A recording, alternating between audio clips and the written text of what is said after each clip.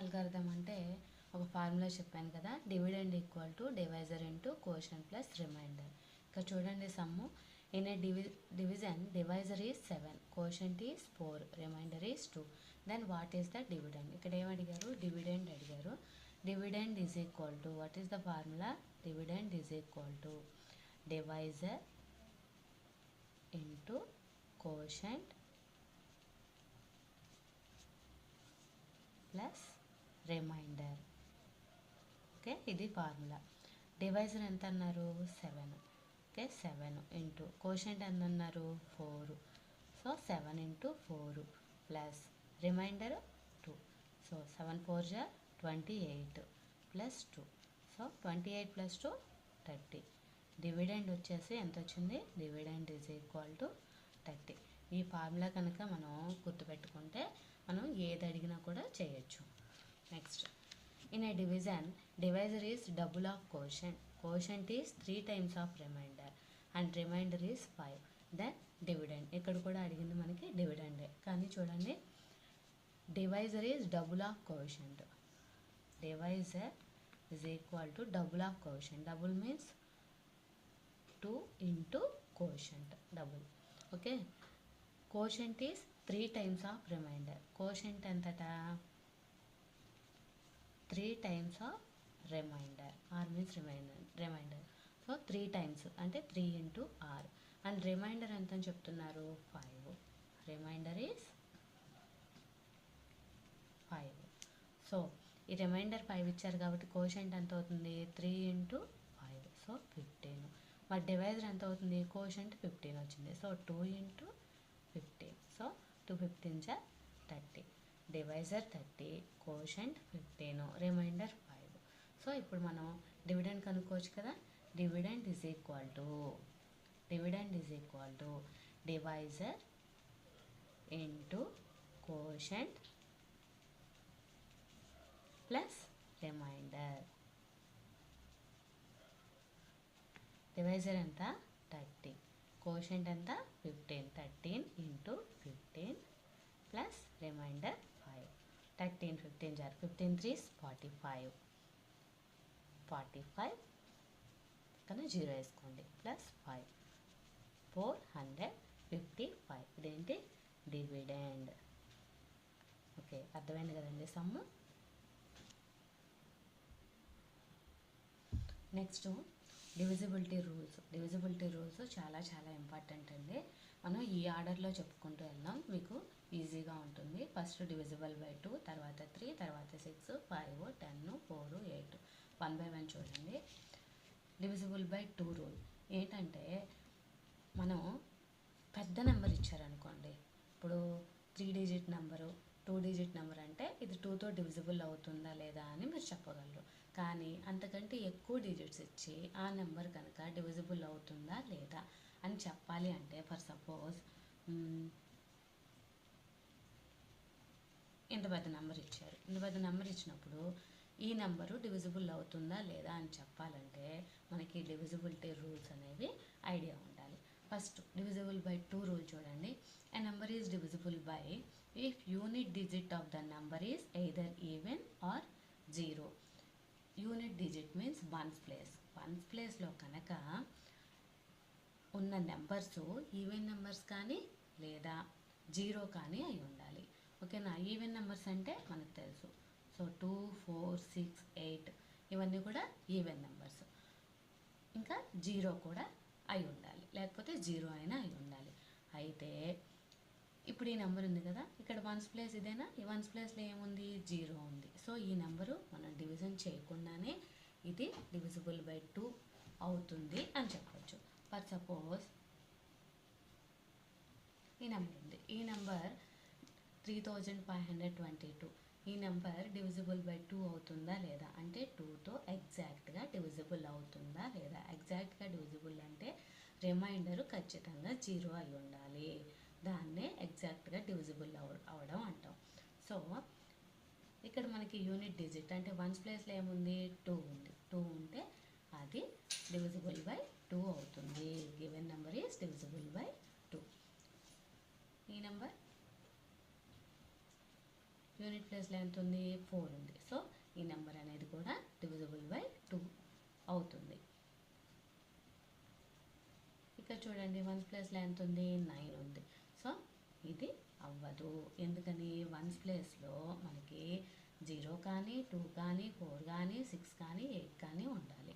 Okay, ఉంటేనే divisible by 2 అవుతుంది. 2తో ఎగ్జాక్ట్గా డివిజిబుల్ అవుతుంది. నెక్స్ట్ చూడండి divisible by 3. Divisible by 3 rule ఏంటంటే a number is divisible by if the sum of the digits is divisible by 3. మనకి ఇచ్చిన నెంబర్ యొక్క సమ్ అంటే ఇలా చూడండి 5421. ఓకే, ఈ డిజిట్స్ని సమ్ చేయాలి అంటే ఎడిషన్ చేయాలి. 5 + 4 + 2 + 1.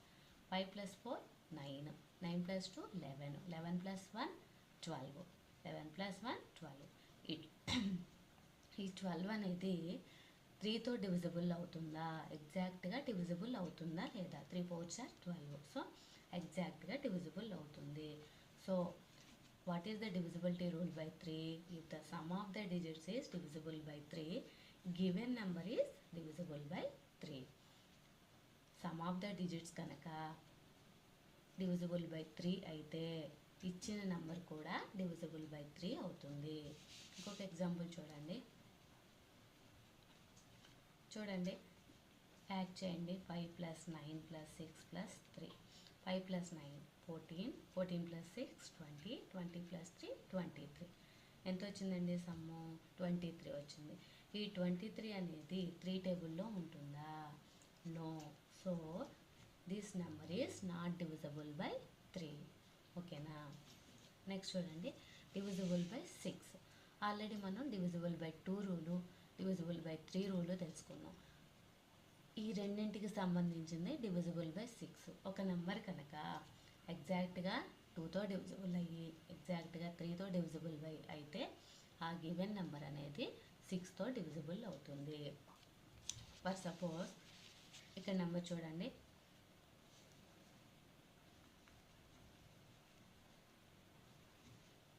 ఓకే, ఇక్కడ ఫస్ట్ డివిజిబుల్ బై 2 అవుతుందా లేదా చెక్ చేయాలి. డివిజిబుల్ బై 2 అవుతుందా లేదా చెక్ చేద్దాం. What is the divisible by 2 rule? 1s ప్లేస్లో ఈవెన్ నెంబర్స్ ఉండాలి. 4 ఉంది. సో ఇది 2తో డివిజిబుల్ అవుతుంది. Next divisible by 3 rule check చేద్దాం. 3 రూల్ ఏంటి? Sum of the digits. So 4 + 7 + 8 + 3 + 4.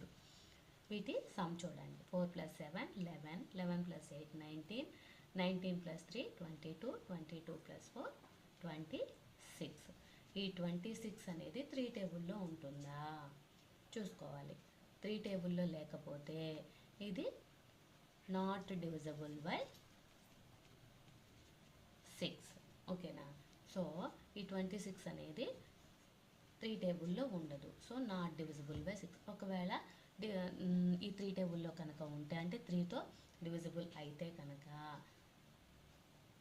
ఈ గివెన్ నెంబర్ అనేది డివిజిబుల్ బై 6 అవుతుంది. ఈ రెండిట్లో ఏ ఒక్కటి పాటించకపోయినా కూడా ఆ నెంబర్ అనేది డివిజిబుల్ బై 6 కాదు. ఈ రెండు కూడా డివిజిబుల్ అయితేనే ఇచ్చిన number divisible by 2 rule, divisible by 3 rule పాటిస్తేనే డివిజిబుల్ బై 6 అవుతుంది. ఓకే, నెక్స్ట్ చూడండి డివిజిబుల్ బై 5. ఈ number is divisible by if unit digit is either 5 or 0. Unit ప్లేస్లో కనుక అంటే 1s ప్లేస్లో కనుక 0 కానీ లేదా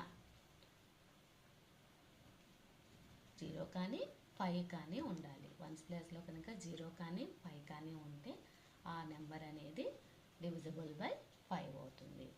next divisible by 10. A number is divisible by if unit digit of the number is 0.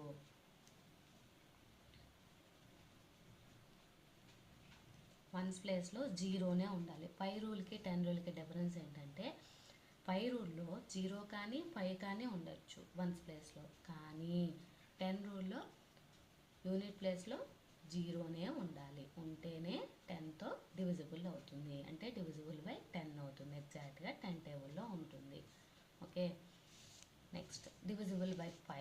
the number made by last two digits of the number is divisible by 4. Last two digits means ones tens places. So ఈ 24 కనుక 4తో divisible అయితే ఈ మొత్తం given number అనేది 4తో divisible అవుతుంది. So 24 అనేది 4 టేబుల్లో ఉంటుందా అంటే 4తో డివిజిబుల్ అవుతుందా? Yes. So 4 6 are 24. So given number is divisible by 4. ఇంకొక ఎగ్జాంపుల్ చూడండి. Okay, ones tens places. So 78 అనేది 4తో డివిజిబుల్ అవుతుందా? మీకు తెలియలేదనుకోండి, 4తో డివిజిబుల్ అవుతుందా లేదా చూడండి. 4 1s are 4, 3 bring down 8, 4 9s are 36, 2. So ఇది ఎగ్జాక్ట్గా డివిజిబుల్ అవ్వట్లేదు. సో లాస్ట్ 2 డిజిట్స్ 4తో డివిజిబుల్ అవ్వట్లేదు. So given number is not divisible by 4. ఇలా చెక్ చేసుకోవాలి. ఓకే, నెక్స్ట్ డివిజిబుల్ బై 8 చూడండి. If the number made by last 3 digits. ఇక్కడ fourth ఏం చెప్పాము? లాస్ట్ 2 డిజిట్స్ చూడాలి. ఇక్కడ 8 రూల్ ఏంటంటే లాస్ట్ 3 డిజిట్స్ చూడాలి. చూడండి, ఈ లాస్ట్ 3 డిజిట్స్ కనుక 8తో డివిజిబుల్ అయితే given number is divisible by 8. 458. ఈ 458 అనేది 8తో డివిజిబుల్ అవుతుందా లేదా చెక్ చేసుకోవాలి. ఓకేనా? 8తో కనుక 458 డివిజిబుల్ అయ్యిందనుకోండి, given number is divisible by 8. Okay, చూడండి అవుతుందా లేదా చూద్దాం. 8 5s are 40. Okay, 5 - 0 5, 8. Next 8 7s are 56. Okay, 8 - 6. So last 3 digits 8తో డివిజిబుల్ అవ్వట్లేదు. ఎందుకని? రిమైండర్ 2 వచ్చింది. So given number is not divisible by 8. ఇక్కడ చూడండి 400 అనేది 8తో డివిజిబుల్ అవుతుందా అవదా? సింపుల్గా చెప్పేయచ్చు మనం. మీకు డౌట్ ఉంటే డివిజన్ చేసుకోండి last 3 digits. 8 5s are 40. Okay, 0 bring down 0, 8 0s are 0. So remainder 0 వచ్చింది. సో ఈ నెంబర్ అనేది డివిజిబుల్ బై 8 అవుతుంది. ఓకే, నెక్స్ట్ వీడియోలో divisible by 7, divisible by 7 and 11 గురించి చెప్పుకుందాం. ఓకేనా? ఇవి వీటిలా ఉండవండి, అందుకని ఇవి సపరేట్గా చెప్తాను. తర్వాత వీటి పైన సమ్స్ ఉంటాయి, ఆ సమ్స్ నెక్స్ట్ వీడియోలో చూద్దాం.